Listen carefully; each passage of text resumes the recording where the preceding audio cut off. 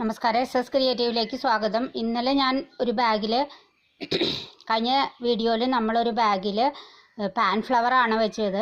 അതേ സെയിം മെത്തേഡിൽ തന്നെ ഞാൻ ക്ലോത്ത് ഫ്ലവർ വെച്ചിട്ടാണ് ഒരു ബാഗ് സ്റ്റിച്ച് ചെയ്തിട്ടുള്ളത്. ഇനി അതിന് ഞാൻ ലൈനിങ് വെച്ച് കൊടുത്തിട്ടുണ്ട്.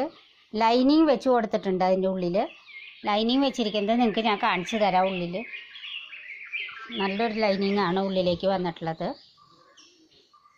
അതിന് ഞാൻ ലൈനിങ് ഉള്ളിലേക്ക് വെച്ച് കൊടുത്തിട്ടുണ്ട്. നിങ്ങൾക്ക് കണ്ടാൽ മനസ്സിലാവും. ഇനി എങ്ങനെയാണ് ഈസി ആയിട്ട് ലൈനിങ് വെക്കുക ബാഗിൽ എന്നുള്ളത് ഞാൻ നിങ്ങൾക്ക് കാണിച്ചു തരാം. ഇത് ബാഗ് എങ്ങനെയാണോ, ഇത് ബാഗിനേക്കാൾ വലിപ്പമുള്ള ഒരു പീസാണ്. ബാഗ് വെച്ച് നോക്കുമ്പോൾ അറിയാം നമുക്ക് ഒരു 1.5 ഇഞ്ച് ബാഗിനേക്കാൾ വലിപ്പമുണ്ട് ഈ പീസിന്. ഇങ്ങനെ വലിയൊരു പീസാണ് ഞാൻ ലൈനിങ്ങായിട്ട് ഈ ബാഗിൻ്റെ ഉള്ളിൽ അറ്റാച്ച് ചെയ്തിട്ടുള്ളത്. കുറയരുത് ഒരിക്കലും. വിഡ്ത്തും ലെങ്ത്തും ബാഗിൻ്റെ പീസിനേക്കാളും എപ്പോഴും 1.5 ഇഞ്ചോളം ഞാൻ കൂടുതലാണ് 4 സൈഡിലും എടുത്തിട്ടുള്ളത്. നിങ്ങൾക്കിത് കണ്ടാൽ മനസ്സിലാവും. 4 സൈഡിലും സ്വല്പം കൂടുതലാണ് ഞാൻ എടുത്തിട്ടുള്ളത്.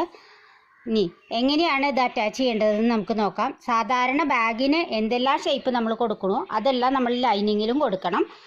അപ്പോൾ ആദ്യം ഞാൻ 2 സൈഡ്സും സ്റ്റിച്ച് ചെയ്തു, അടിയും സ്റ്റിച്ച് ചെയ്തു.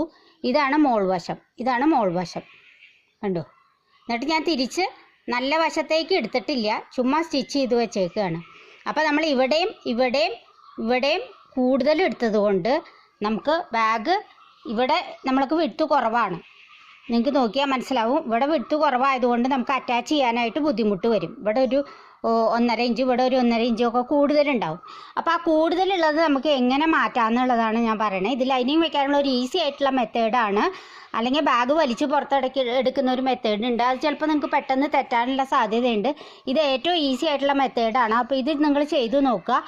അപ്പോൾ ഞാൻ എന്ത് ചെയ്തു എന്ന് വെച്ച് കഴിഞ്ഞാൽ ആ 2 ഇഞ്ചോളം കൂടുതലുള്ളത് കുറയ്ക്കാൻ വേണ്ടിയിട്ട് 2-2.5 ഇഞ്ച് കൂടുതലുണ്ടാവും ഈ തയ്യൽ തുമ്പ് കഴിഞ്ഞിട്ട്. അപ്പോൾ അത് കുറയ്ക്കാൻ വേണ്ടിയിട്ട് ഞാൻ എന്ത് ചെയ്തു എന്ന് വെച്ച് കഴിഞ്ഞാൽ ലൈനിങ്ങിൻ്റെ ടോപ്പിൽ ഒരു 3 കുട്ടി പ്ലീറ്റ്സ് ഇവിടെ ഇട്ട് കൊടുക്കുക. എന്നിട്ട് നേരെ ഇതെങ്ങനെയാണെന്ന് വെച്ച് കഴിഞ്ഞാൽ ചീത്ത വശം, ഇത് എങ്ങനെയാണോ ഞാൻ ഇരിക്കണത്, അതായത് ലൈനിങ്ങിൻ്റെ ചീത്ത വശമാണ് നേരെ എവിടേക്ക് ഇറങ്ങേണ്ടത്, ബാഗിൻ്റെ ഉള്ളിലേക്ക് നമ്മൾ ഇറക്കി വെക്കണം. ഈ ബാഗിൻ്റെ ഉള്ളിലേക്ക് ഇത് വലിയതാണ് ഞാൻ ഇറക്കി വെച്ചിട്ടുള്ളത്. ഇറക്കി വയ്ക്കുമ്പോൾ ബാഗിൻ്റെ ഉള്ളിലെ സ്പേസ് ഒന്നും പോവില്ല. അങ്ങനെ വലിയ ഇത് ഇടുന്നത് എപ്പോഴും നല്ലതാണ്, വലിയ ലൈനിങ് ഇടുന്നത്. പിന്നെ നമുക്ക് ഇതിനൊരു സ്പോഞ്ച് ഇഫക്റ്റ് കിട്ടുകയും ചെയ്യും ഇങ്ങനെ വലിയ ലൈനിങ് ഇടുമ്പോൾ.